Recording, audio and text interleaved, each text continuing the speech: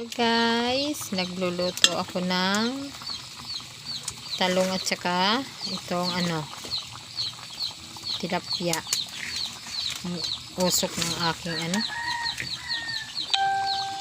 ang usok nitong aking panggatong. Tilapia yan at saka talong. Tumpusan namin laging nandito sa pinaglulutoan ko sa abo namin. Nagbabantayan lagi ng ulam. Yan, tikman muna natin kung masarap na.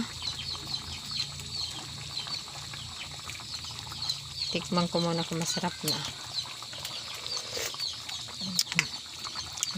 Sarap na. Tamang-tamang timpla. Kain tayo. Thank you for watching.